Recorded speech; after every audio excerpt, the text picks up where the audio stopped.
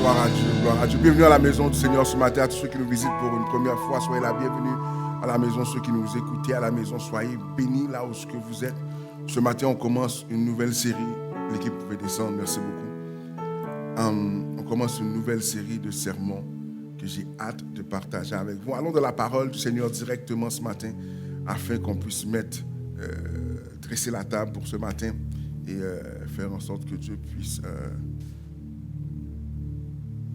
nous bénir ce matin. Nous sommes dans le livre de Matthieu chapitre 19. Et on a changé un peu le setting parce que je ne voulais pas nécessairement prêcher ce matin. Je veux enseigner ce matin. Quelque chose qui, je crois, une thématique que j'aime énormément. On va parler des couples pendant les prochaines semaines. Je pense qu'il y a une pertinence à le faire. Et ce matin, c'est ça qu'on va discuter. On va d'abord mettre la table en allant dans le livre de Matthieu chapitre 19, les versets 3 à 6. Et par la suite, on commencera notre partage ce matin. Combien de gens ont hâte qu'on parle de couple ce matin? Je vais répéter ce que je dis depuis quelque temps. Même si tu es célibataire, prends note. Parce que la bonne chose, lorsque tu commences tu as la mentalité du couple, quand tu arrives devant l'opportunité d'être avec quelqu'un, il y a une manière que tu réfléchis qui est déjà acquise. Ce n'est pas quand tu arrives là, tu commences à calculer comment je vais vivre en couple. Est-ce que tu es là avec moi? C'est l'un des plus grands cadeaux que le Seigneur, un des plus grands cadeaux, que le Seigneur m'avait donné, c'est cette capacité de m'asseoir année après année dans des classes de préparation au mariage. Et je n'étais pas du tout en mode préparation de quoi que ce soit autre que d'aller à la belle province. Tout seul. OK? Et donc aujourd'hui, c'est temps passé. Et je me rappelle, mon pasteur disait, non, reste là. Puis je ne pense même pas qu'il savait pourquoi il faisait ça. Mais il dit, non, reste là, toi. Assis-toi, écoute, apprends. Puis aujourd'hui, c'est la plus grande richesse que j'ai. Et je veux pouvoir vous en partager. Matthieu, chapitre 19, versets 3 à 6. Le texte dit est affiché à l'écran. Et ce matin, si tu prends des notes, c'est l'opportunité. Il y a déjà la version du sermon qui est enregistrée, qui est sur YouTube. Mais j'ai demandé qu'on mette celle-ci sur YouTube. Parce qu'il y a toujours une différence entre quand je le prêche en enregistrement, quand je le prêche au premier culte ou quand je le prêche au deuxième culte. Et quand je l'ai passé chez moi dans ma chambre. Fait que, il y a 4 versions du sermon, mais je veux vraiment que tu prennes des notes ce matin parce que sûrement des choses que je dis ce matin qui ne seront pas sur la vidéo, okay, sur YouTube. Le texte dit ceci: des pharisiens l'abordèrent avec l'intention de lui tendre un piège. Ils lui demandèrent: un homme a-t-il le droit de renvoyer sa femme pour n'importe quelle raison? Il leur répondit, c'est Jésus, il leur répondit: n'avez-vous pas lu dans la Bible qu'à l'origine, le Créateur a créé l'être humain, homme et femme? Et qu'il a dit, à cause de cela, l'homme quittera père et mère pour se lier à sa femme, et les deux ne feront plus qu'un. Si bien qu'ils ne seront plus deux, mais un seul être. Que l'homme ne dissocie donc pas une unité que Dieu a lui-même créée, parole du Seigneur. Seigneur, on te remercie pour l'opportunité qu'on a de partager les valeurs de ta parole, les vérités qui se trouvent dans ta parole, qui nous guident pour être de meilleurs couples, de meilleurs maris, de meilleures femmes. Et Seigneur, bénis ce moment, que ma voix soit amplifiée dans les cœurs de chacun, mais que cette amplification m'affecte moi aussi, que moi aussi, avec tous ceux qui m'entendront, puissions porter du fruit, un fruit qui te soit agréable, mais un fruit qui créera un héritage pour d'autres générations à venir. C'est ce que je prie dans le nom de ton Fils Jésus-Christ, et que le peuple de Dieu dise Amen. Ce matin, on commence une nouvelle série qui s'appelle Ensemble, amour divin. Et cette série, c'est une série qui me tenait à cœur lorsqu'on finissait la série Discipline, surtout qu'on a fini le texte, ou du moins le dimanche pascal. Dieu m'a envoyé dans cette direction-là, ensemble, un amour divin. Lui, moi et toi, toi et moi, ensemble, un amour divin. Je veux que tu dises avec moi ensemble. Répète encore ensemble. Et je trouvais qu'il y avait une pertinence de parler des couples. Pourquoi? Parce qu'il y a, si vous regardez les statistiques au Canada, on dit que présentement, si on regarde une moyenne des 7 dernières années, la moitié des mariages sur le continent nord-américain finissent en divorce. Ça veut dire 50% de tous les mariages, un mariage sur 2 se termine en divorce. OK? Et dans tout cela, on parle des États-Unis, mais le Canada aussi a sa part. Le Canada, si on ramène cette statistique-là au Canada, 38% des mariages canadiens finissent par divorce. Et donc maintenant, dans les statistiques, on nous donne une liste d'emplois où les gens sont plus susceptibles de divorcer. On parle de gens qui travaillent dans l'industrie du jeu, ceux qui sont des responsables de bars, ceux qui sont des pilotes d'avion, ceux qui travaillent dans des jobs assez stressants. Effectivement, il y a beaucoup de divorces qui se produisent. Et donc, l'Église a quelque chose à dire là-dessus. Et je pense qu'il faut qu'on puisse réfléchir ensemble. Il faut qu'on puisse voir qu'est-ce que Dieu dit et comment Dieu perçoit tout cela. Dans un premier temps, on sait que ce n'est pas la volonté de Dieu que les gens divorcent. Maintenant, je vais juste rentrer ici, ouvrir et fermer une parenthèse. Néanmoins, qui tu es toi comme personne est plus important qu'un statut matrimonial. OK? Je vais mettre ça dehors parce que c'est il y a plusieurs personnes et cette année, quelque part, là, on va avoir la chance d'avoir notre mot à dire par rapport à toute cette violence faite aux femmes. Mais souvent, je vais le dire comme pasteur, qu'on approuve comme désapprouve. Si ton intégrité physique, mentale, la santé de tes enfants est en danger, mieux vaut partir que de partir de force avec Magnus Poirier. OK? Fermez la parenthèse. Maintenant, ceci étant dit, l'un des problèmes qu'on a lorsqu'on va en couple, c'est que plusieurs rentrent dans la relation de couple avec une vision déformée de l'unité. OK? Fait qu'ils ont des attentes de ce que c'est l'unité, puis c'est une vision déformée, c'est pas une vision qui est appuyée sur la Bible. Conséquemment, qu'est-ce qui arrive? Ils ont des attentes irréalistes, et quand maintenant le conte de fées Walt Disney, version 5.1.4, ne fonctionne pas, ils sont fâchés. Ils disent, t'es pas un bon gars, t'es pas une bonne femme, etc., etc., etc. Et on doit comprendre il faut comprendre que l'aspect d'être ensemble, c'est plus qu'un vague concept qu'on va dire au mariage. C'est plus que la cérémonie des bougies. Je ne sais pas si vous avez des mariages, ils allument deux bougies deviennent un. Moi, souvent on fait la cérémonie des sables, là, il y a deux sables de deux couleurs. C'est cute, mais c'est plus que ça. Est-ce que tu es là avec moi? Et donc maintenant, je pense que l'un des problèmes, c'est qu'on a une vision très hollywoodienne de tout ce qui est l'amour, mais on n'a pas une vision de qu'est-ce que Dieu a fait. Premièrement, il faut le dire, le mariage, c'est venu avant la chute. OK? C'est venu avant le péché. Donc l'institution du mariage, l'institut de mariage, c'est quelque chose que Dieu voulait absolument. Il l'a instauré avant la chute. On va voir un peu plus tard dans les prochaines semaines le but et du comment et du pourquoi. Mais lorsqu'on regarde le mariage, vous devez comprendre qu'à la base, le mariage, c'est bon. Donc, il y a un problème lorsque l'Église permet et accepte que, il y a 50% des mariages qui deviennent un échec. Il y a quelque chose qui ne fonctionne pas là-dedans parce qu'à la base, c'est une institution qui est arrivée avant l'histoire de la chute de l'homme. Est-ce qu'on est là avec moi? Et donc maintenant, j'aime ce que Christian Autier, c'est un auteur, un écrivain français, il dit, se réunir est un début, rester ensemble est un progrès, travailler ensemble est la réussite. Je vais le dire encore, se réunir c'est un début, rester ensemble c'est un progrès, mais travailler ensemble c'est là la réussite.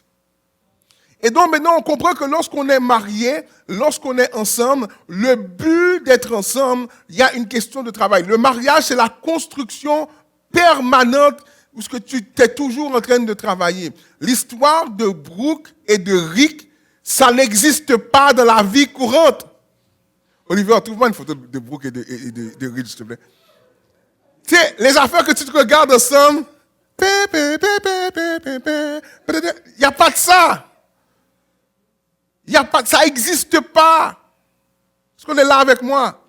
Et donc maintenant, il faut comprendre que le mariage, ça vient avec ses difficultés à cause de notre humanité, mais c'est quelque chose dans lequel on doit toujours investir. Un couple devrait régulièrement s'arrêter, faire pause et faire une analyse de leur situation. Tout le temps, tout. Je te laisse parler. Moi, je fais ça là. Oui, c'est vrai. Je te donne ça. Mais c'est vrai, on devrait toujours prendre le temps de faire une analyse. Où est-ce que je suis rendu? Suis-je le mari qu'elle désirait épouser? Suis-je la femme qu'il avait vue en moi? Ou est-ce que je me suis perdu dans le processus pour arriver là? Et donc ce matin, on va regarder ensemble et on va comprendre, on va établir certaines vérités le temps que mes amis Brooke et Rich arrivent à l'écran. Mais le mariage n'est pas un vulgaire contrat social. C'est un engagement sacré et le mariage, comme je l'ai dit, a pris place avant le péché. OK? Et lorsqu'on parle d'être ensemble, vous savez que la Bible un mot peut dire 10 significations et il y a plusieurs, et la signification peut se retrouver dans plusieurs mots. Mais ce matin, on va essayer de voir qu'est-ce que la Bible nous dit, qu'est-ce que le dictionnaire français nous dit et on va avancer avec ça. Dans un premier temps, lorsqu'on regarde le petit Robert, notre ami Robert nous dit ceci, que être ensemble, c'est être l'un avec l'autre, les uns avec les autres, et il y a une notion de collectivité avec cela. Mais maintenant, allons voir qu'est-ce que le dictionnaire biblique nous dit au niveau de qu'est-ce qui est être ensemble. Et comme on l'a vu dans le texte, lorsque vous allez voir que lorsque Dieu va créer, ils ne seront qu'une seule chair, et puis ils seront appelés à se lier ensemble, tous ces termes-là. Et on aurait pu dire unis ce matin, un, etc. Mais je trouvais que le terme ensemble avait une profondeur, parce qu'on va le voir plus tard, mais ensemble parle d'une communauté. Lorsqu'on devient un couple, la plupart du temps, si Dieu fait grâce, on est capable d'avoir des enfants. OK? Laisse-moi ouvrir une autre parenthèse.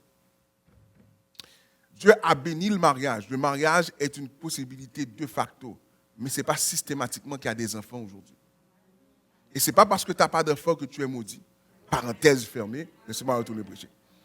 Et donc maintenant, revenons ici. Donc, lorsqu'on regarde le dictionnaire biblique, OK, le dictionnaire biblique va utiliser le mot ensemble avec le mot kolao dans le grec, qui veut dire coller, lier, cimenter, assembler, qui parle de joindre, lier fermement, adhérer, s'unir fortement. Dès qu'on regarde le texte biblique, l'une des choses, et ce soir on va voir le fondement ou la fondation d'être ensemble, lorsqu'on parle d'être ensemble dans la Bible, l'idée première, c'est qu'on voit qu'il y a une fusion de deux réalités. OK?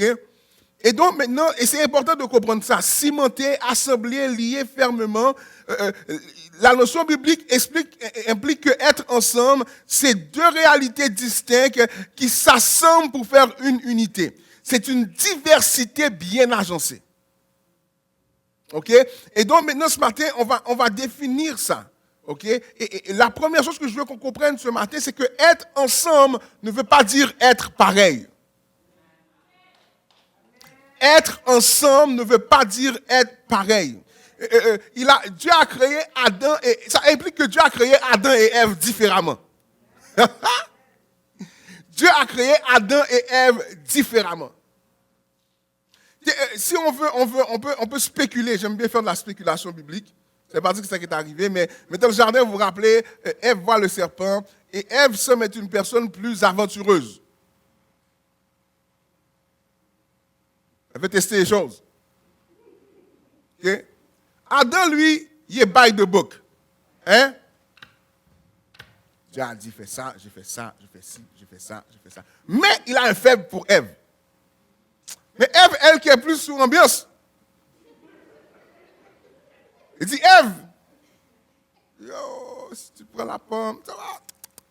Les choses vont se faire. Et Ève croque la pomme et dit, écoute, j'ai mangé une pomme. Et dans ce langage d'aujourd'hui, elle a dit à Adam, elle a dit, bro. Adam a dit, OK, laisse-moi checker ça. Prends la pomme, la mange. Et là, ils sont dans le même bateau ensemble. Mais Dieu étant prévoyant, a créé les deux différemment parce que pour la suite de l'aventure, il fallait cette unité dans la différence pour créer ou pour soutenir l'humanité dans sa destinée. Let me remind this for you. So, il fallait, pour le reste de l'aventure, il fallait cette différence afin que maintenant, leur couple, dans leur différence, puisse s'unir dans leur diversité et avoir la force pour soutenir et développer l'humanité dans sa destinée. Rappelez-vous, lorsque le couple arrive, Dieu leur donne une mission, soyez féconds, multipliez-vous et assujettissez la terre. Ça veut dire que dominez sur la terre. Soyez une représentation de ce que je suis au ciel, dans mon unité avec le Père, le Fils et le Saint-Esprit. Est-ce qu'on suit jusque-là?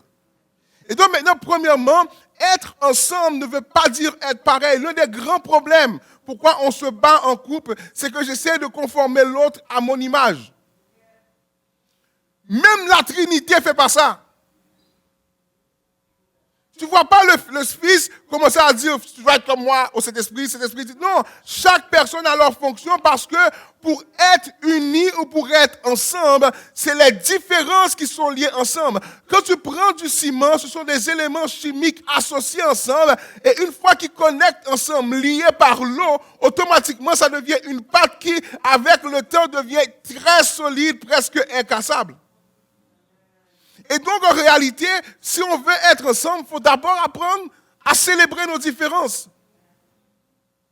Et ne pas toujours voir nos différences comme des éléments de destruction. C'est la plus grosse erreur que tu peux faire. Et la plus grosse insulte que tu pourrais faire à Dieu. Si je vois Linda et dire, t'es pas comme moi. Mais Dieu l'a pas créé comme ça. Et me plaindre de la différence de Linda serait de dire à Dieu, mais t'as mal fait ta job. Si quelqu'un m'entend ce matin. Donc, être ensemble implique que d'abord, moi, quand je suis là, mais j'accepte les différences de ma femme. Excusez-moi, on va parler de ce qui arrive quand les différences sont nuisibles, mais d'abord et avant tout, je dois honorer la différence qu'il y a dans l'autre. Si on est là avec moi. Donc, quand je cherche quelqu'un, si je suis célibataire, je ne cherche pas quelqu'un qui est pareil comme moi. Je cherche quelqu'un qui est compatible dans ma diversité.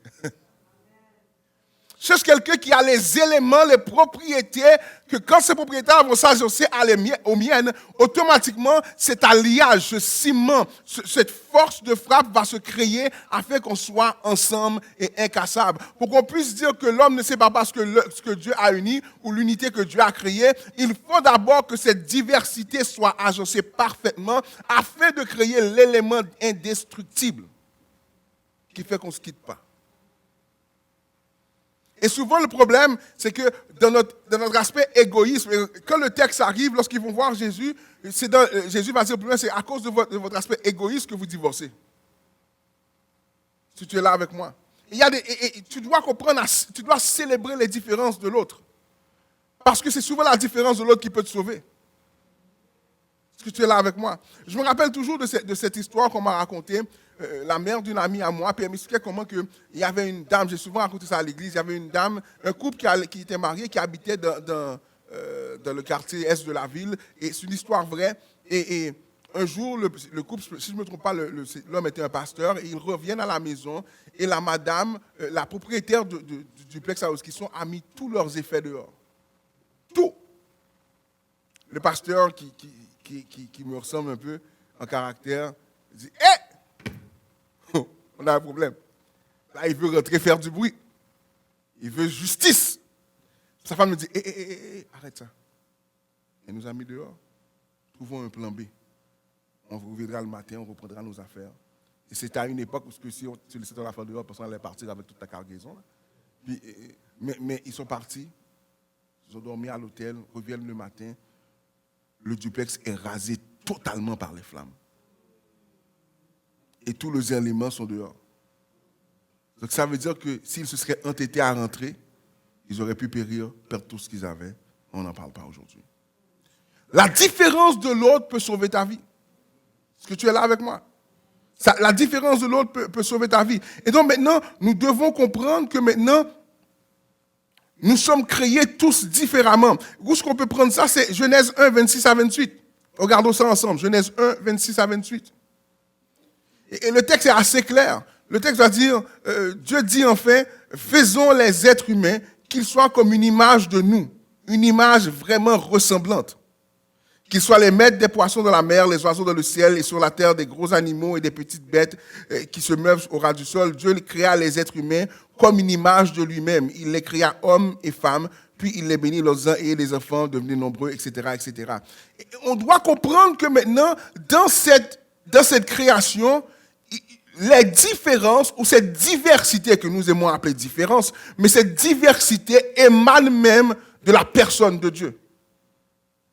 Dieu ne peut pas créer quelque chose qui n'est pas contenu en lui.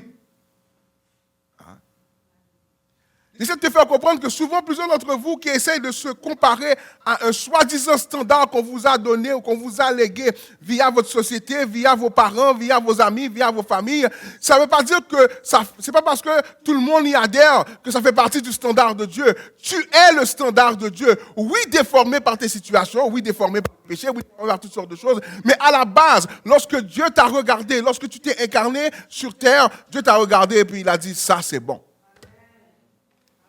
Que tu es là avec moi. Maintenant, il faut apprendre à célébrer nos différences. Et on doit comprendre que maintenant, l'amour est capable de supporter toutes les différences. L'amour est capable de supporter toutes les différences. Et là, on parle beaucoup de caractère, mais des fois, ton style est différent. Ta perception du style est différente. Ton corps est différent. Ici, on prêche l'évangile autrement. On va te dire les choses comme ils sont là. Okay?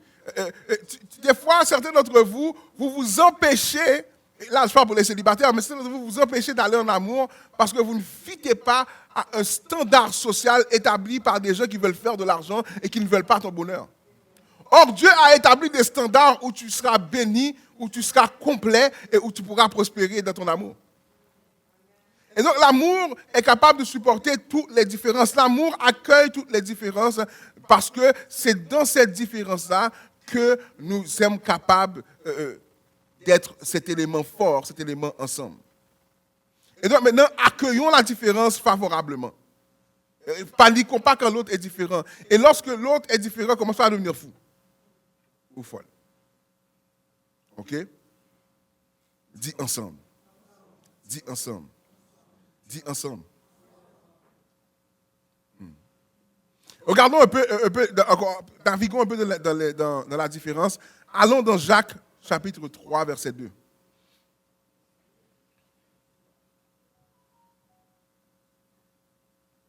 Jacques, chapitre 3, verset 2.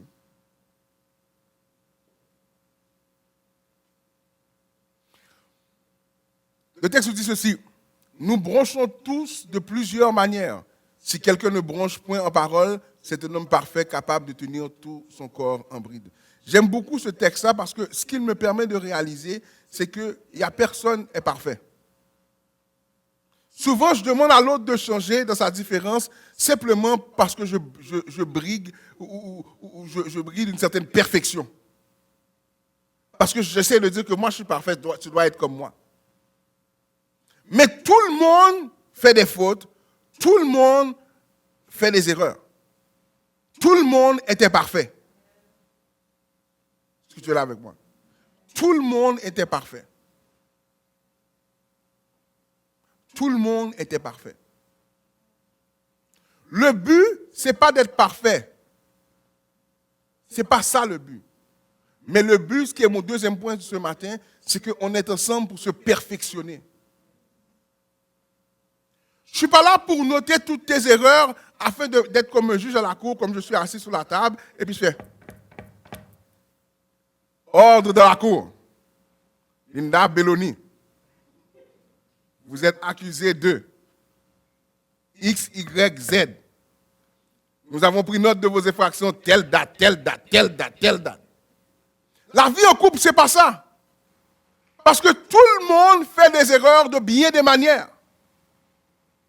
Toi, tu parles l'autre, il boude. Tu comprends? L'autre suit son horaire comme un militaire. Il pourrait faire des drills à 5 heures du matin avec tout le monde dans la maison. Mais l'autre oublie des choses. Tout le monde fait des erreurs. Et c'est là le but du mariage, c'est que Dieu a donné, remarquez comment le texte original va dire qu'il va faire une aide semblable à Adam. J'aime beaucoup ce texte-là. Lorsque Dieu crée la femme, il ne crée pas un être inférieur, mais il crée un être compatible, capable d'amener Adam plus loin. Oui, la Bible nous montre qu'il a créé l'homme en premier et la femme après. Il a tiré la femme de l'homme. Oui, c'est vrai. Mais l'ordre dans lequel il les a placés n'implique pas la faiblesse de l'un versus l'autre. Plutôt implique la codépendance de l'un et l'autre. Est-ce qu'on comprend jusqu'ici? Donc, être ensemble, c'est dépendre de l'un et de l'autre. J'ai besoin de Linda pour arriver et Linda a besoin de moi pour arriver. Parce que je peux traverser des zones où je me sens totalement fort, mais je suis vulnérable et je ne suis pas au courant. Mais elle, dans son discernement, va le voir. Elle va dire, attention, oui, tu es en danger là, tu ne le vois pas. Parce que l'un et l'autre sont là pour se perfectionner. C'est pour ça que lorsque Dieu va parler à la création, il va leur donner le commandement d'être féconds, de travailler ensemble. Il ne peut pas avoir d'ensemble s'il n'y a pas de perfectionnement. Nous sommes là pour nous perfectionner. Mais on ne peut pas se perfectionner si on ne sait pas parler. Est-ce qu'on est là avec moi? Et l'un des problèmes, c'est qu'on ne comprend pas notre responsabilité de perfectionner l'autre. Écoutez bien, lorsque je dis perfectionner, je ne suis pas là pour être là comme un juge. Allez, recommence. Je suis là pour ton perfectionnement. Ce n'est pas ça. Ça veut dire qu'il y a une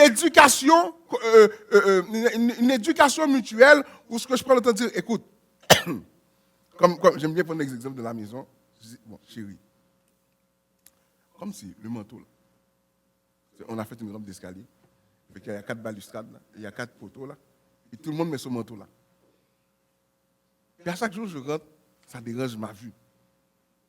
Tu comprends? Maintenant, je peux dire ça 1 million de fois. Mais j'ai appris que le but, c'est qu'on se perfectionne, moi et elle. Je n'ai pas à m'énerver parce qu'elle le fait. Elle ne le fait pas pour m'emmerder. Elle le fait parce qu'elle est fatiguée ou elle le fait parce que c'est plus facile. Pour 10 000 raisons. Mon but, ce n'est pas de faire une analyse psychologique. Tu n'es pas de CSI. Tu n'es pas Horatio. Tu n'es pas là en train de lever des lunettes. Il n'y a pas ça. Si tu es là avec moi, mais tu es là pour nous perfectionner. Le perfectionnement dans le couple est un acte d'amour. Parce que mon but, c'est toujours qu'elle arrive, elle, plus loin. Il y a une fierté pour un mari. Lorsque sa femme arrive dans une certaine hauteur, puis il dit, ça c'est ma femme. C'est ça. Respecte-moi là. Okay? Il y a une fierté pour sa femme lorsque son mari arrive à un certain niveau, et puis il dit, ça c'est mon mari. Respecte-toi. Mais on ne peut pas arriver à certains niveaux si on ne se perfectionne pas. Et donc, il y a une forme d'humilité qui doit entrer en nous. Où on est capable de dire, écoute, moi je suis prêt à apprendre de toi. Et toi, moi je suis prêt à apprendre de toi. Et vice-versa, apprenons l'un de l'autre. Parce que Dieu nous a placés ensemble pour accomplir son plan, pour dominer. Tu ne peux pas faire ça s'il n'y a pas des conversations régulières. Et laissez-moi aller plus loin. Des conversations régulières qui nous rendent vulnérables. C'est le genre de conversation là que tu as, puis quand tu regardes, tu te demandes, est-ce qu'elle va m'aimer encore?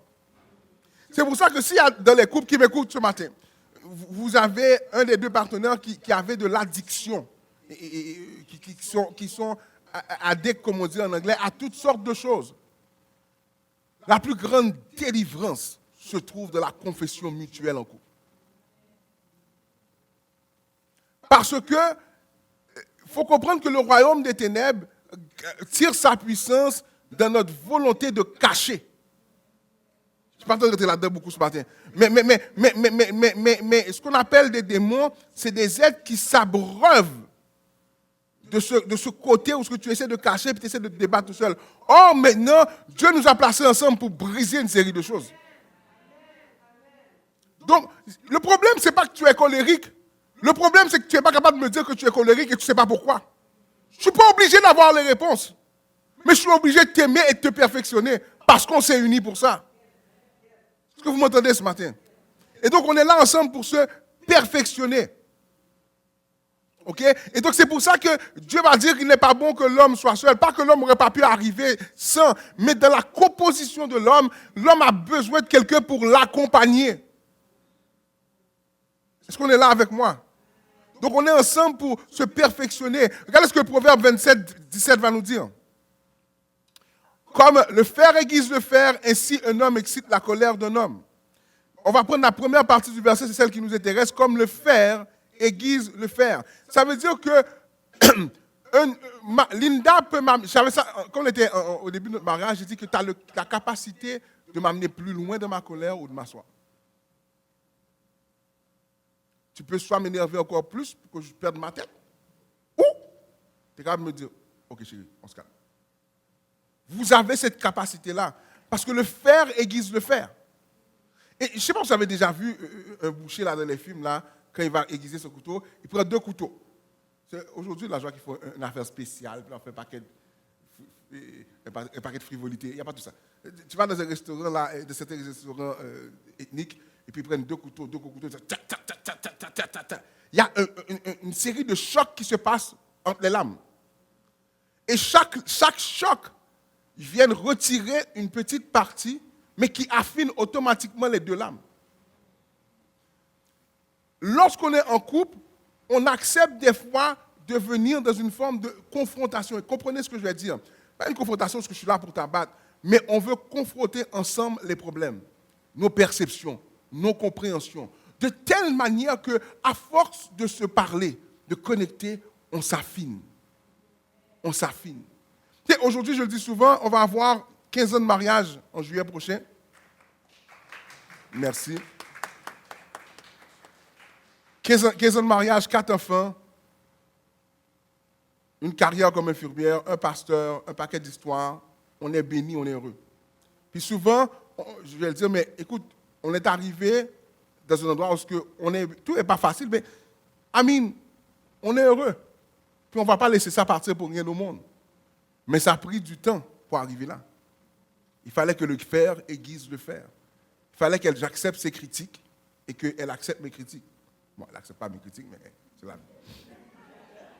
C'est pas vrai, je blague. Elle accepte. Elle accepte. Elle va vous dire que moi, je n'accepte pas ses critiques. C'est ça qu'elle va vous dire. Elle dit, on ne peut pas te parler, toi. C'est faux, on peut me parler. Il faut savoir comment me parler. Mais ça, c'est un autre cours qu'on va prendre plus tard. Mais toute blague à part. Toute blague à part. Ça a pris du temps parce que le fer aiguise le fer. OK? On parle. Il faut être capable d'avoir des vraies conversations qui, des fois, vont nous déranger, mais nous rendre plus forts. Je préfère, moi, t'affronter sur quelque chose qui peut te causer, qui peut causer vraiment quelque chose de destructif de ta vie, que quelqu'un d'autre vienne te voir là-dessus. Si tu es mal habillé, c'est mieux que ta femme te dise, hey, tu es mal habillé là. C'est laid ça. Que maintenant, une étrangère ou un étranger elle dit, oh, qu'est-ce qu'il y a sur toi là? Tu vas au cirque? En pleine pandémie? Pourquoi? Parce qu'on apprend, on se perfectionne ensemble. Est-ce qu'on peut dire ensemble perfectionner? Perfectionner. Et donc maintenant, je dois comprendre que j'ai besoin de toi pour grandir et tu as besoin de moi pour grandir.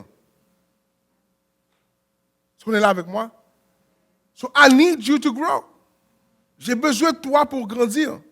Et donc, automatiquement, ma gestion de ma relation avec toi est un reflet de ma compréhension que je dépends de toi et tu dépends de moi parce que c'est là le plan de Dieu. Nous avons besoin de l'un et l'autre pour fonctionner. De la même manière que Dieu utilise le Fils pour l'envoyer à la croix pour le salut des âmes et le Saint-Esprit pour nous accompagner dans le processus, les 3 travaillent ensemble pour produire cette réalité du salut, cette réalité de la domination sur terre. De la même manière, moi et ma femme travaillons ensemble pour dominer dans chaque secteur que Dieu nous donne, pour arriver à amener une forme de salut pour nos enfants et notre famille. On grandit ensemble, on a de l'impact ensemble parce qu'on marche ensemble.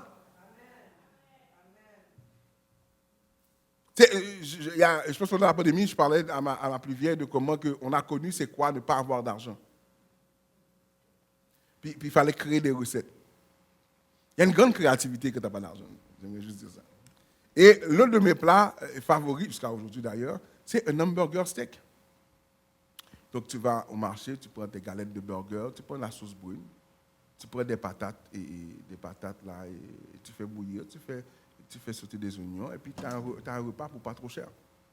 Puis, parce qu'une boîte de burger, il y en a 24 ou 48, dépendamment ça fait plusieurs repas. Fait que même aujourd'hui, des fois encore, je vais au restaurant et je commande ça. Parce que ce n'est pas parce que je n'ai pas pour payer, mais c'est parce que je me rappelle lorsque ensemble nous a sauvés. Ça veut dire, puis des fois, elle me surveillait parce que des fois, je les faisais manger et je ne mangeais pas. Des fois, j'arrivais à le passer, puis des fois, elle me barrait de mon mouvement. C'est difficile parce que ta fille aînée qui est là, qui se promène dans un appartement où il n'y a pas de chauffage, où il faut mettre des chaufferettes ensemble, mais il y a des tempêtes que tu ne peux pas traverser si tu n'es pas ensemble. Il y a des tempêtes, oublie ça. Et c'est le problème de cette génération, parce qu'on n'est pas capable de comprendre que ce qui fait la force, ce n'est pas ton crédit. Ce qui fait ta force, ce n'est pas parce que tu as un Beacon Score à 900. On s'en balance de ton compte de banque, de tes RIER, de tes avantages sociaux. Si tu n'as pas quelqu'un pour marcher avec toi, pour traverser la tempête, tu risques de tomber en cours de route. Je vais faire quelque chose pour les célibataires de pas long, parce qu'on me talonne là-dessus. Là. Mais je m'en viens. Mais pour les célibataires, c'est pour ça que mieux vaut attendre de faire un choix qui est compatible, ou ce que le ciment peut prendre, que de faire un choix, et là, tu as fait une construction en boue séchée. Ça a l'air solide. Une pluie, un coup de poing, c'est fini. Est-ce que tu es là avec moi ce matin?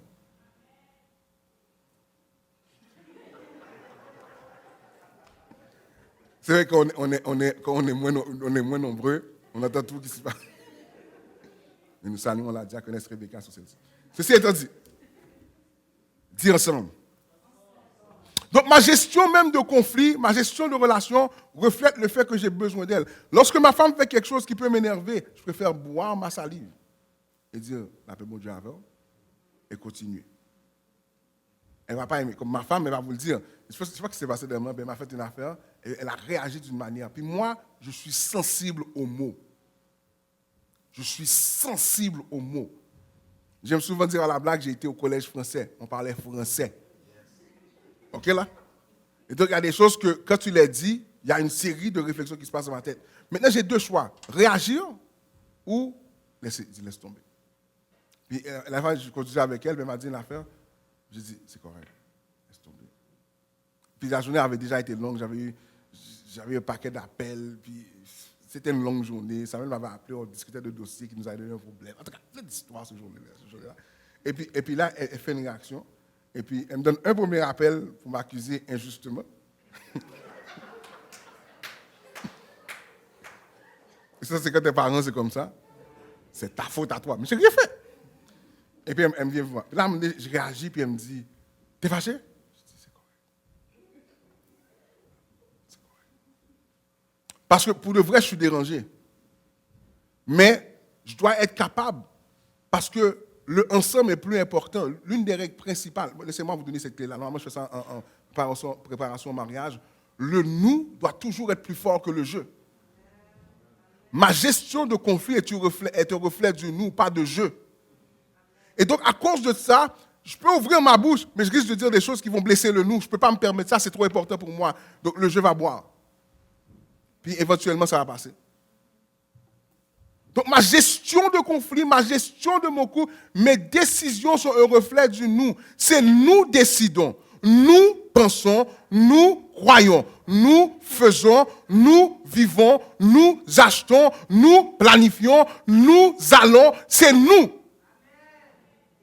La notion du ensemble, une fois que le ciment est pris, tu n'es pas capable de défaire le ciment pour le ramener dans son état original. C'est soit que tu le brises ou soit que tu le laisses tel qu'il est et tu avances avec.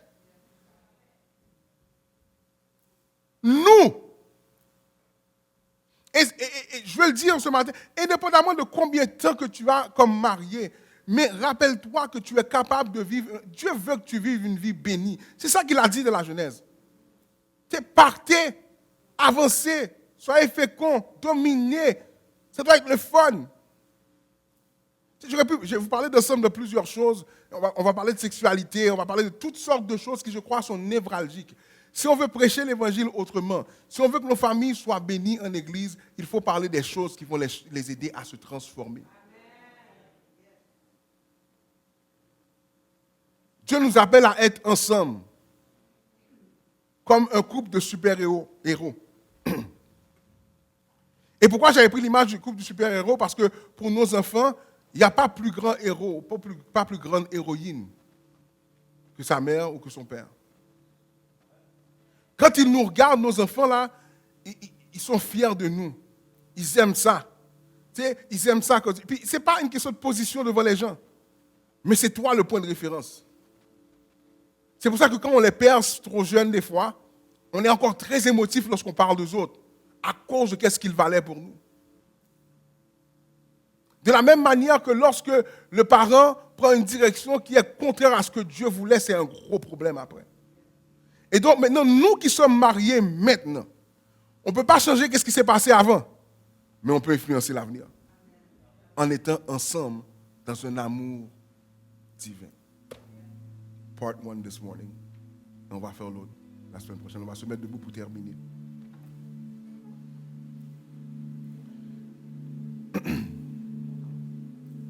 Est-ce que vous avez aimé ça ce matin? Good stuff.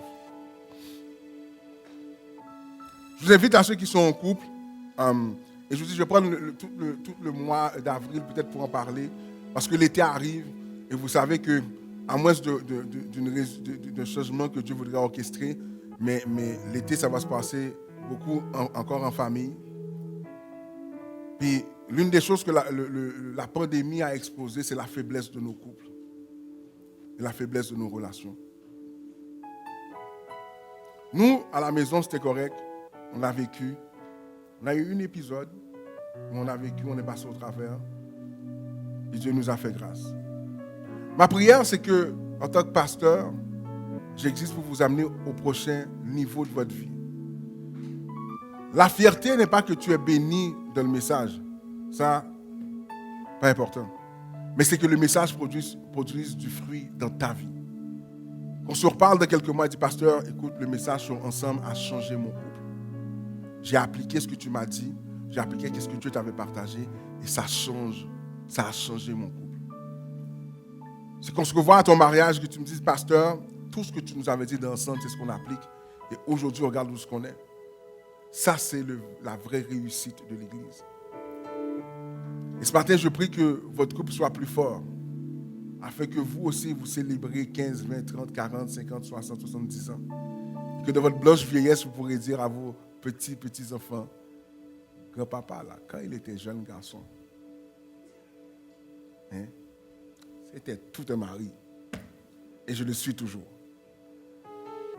Mais pour arriver à dire ça, ça commence maintenant en étant ensemble. Seigneur, on te remercie pour le culte de ce matin. Merci pour la louange, l'adoration, l'équipe de louange. Merci pour tous ceux qui se sont présentés. Merci pour ceux qui nous écoutent à la maison. Bénis ce moment, Père. Ma prière, c'est que nous soyons des couples, des familles bénies. Père, tu ne nous as pas créés pour être des êtres uniquement spirituels, mais tu nous as créés humains. Il y a une dimension humaine, et même dans cette dimension humaine, nous sommes appelés à expérimenter ta grâce, ta faveur et ta bénédiction. Et Seigneur, ma prière, c'est que peut-être des années de conflit, des années d'incompréhension laissent place à des années de joie, de paix, de bonheur, mais de transformation. Tu nous appelles à être ensemble. Et je sais que l'ennemi n'est pas content de dire ce que je prêche ce message ce matin. J'ai cette conviction que ce n'est pas ce que l'ennemi voulait, mais je sais que c'est ce que tu veux. Et nous savons que cette parole, lorsqu'elle tombe, lorsqu'elle tombe elle commence à germer dans le cœur des gens qui m'écoutent ce matin. Je sais qu'automatiquement, toi-même, tu vas créer un système de protection autour de cette semence afin que les fruits puissent arriver en temps et lieu. Seigneur, nous bénissons les couples ce matin, les futurs mariés, les futures familles qui vont être fondées. Nous déclarons que eux aussi seront ensemble, comme toi tu l'as voulu. Bénis le reste de cette semaine, Papa, qu'elle soit un reflet de ton amour envers nous, de ta bonté. Que ton nom soit élevé à jamais dans nos vies. Amen. On va se revoir demain soir, YouTube et Instagram, pour notre prière du lundi. Je vous demande de continuer à être prudent et prudente à l'extérieur. Est-ce qu'on est là avec moi? Est-ce qu'on peut dire prudence? Et si vous allez sur les parcs tout près de chez vous, les gens, c'est comme si on était à Woodstock. Un peu plus, les gens marchent tout nus, puis ils n'ont pas de problème, tout le monde est ensemble. Mais peut-être vous demandez, mais où est Dieu dans tout ça? La question n'est pas où est Dieu, c'est où est l'homme dans sa relation avec Dieu. Et donc maintenant, Dieu t'a créé pour dominer. Paul va dire ceci, qu'il a été capable de fonctionner dans l'abondance, dans la disette, de la maladie, il a été capable de fonctionner dans toutes ces choses-là. Puis après, il conclut en disant ce fameux verset qu'on répète souvent, « Je puis tout par celui qui me fortifie ». Je puis tout par celui qui me fortifie ne veut pas dire que tu deviens Superman de l'onction. Ça veut dire que même lorsque tu es à l'étroit dans une situation, Dieu est capable de te bénir dans ton étroitesse. Qu'il y ait corona ou pas, et couvre-feu ou pas, je suis un être béni, mais prudent. Parce que la présence de Dieu n'est pas l'absence de prudence. God bless you. On se voit demain soir.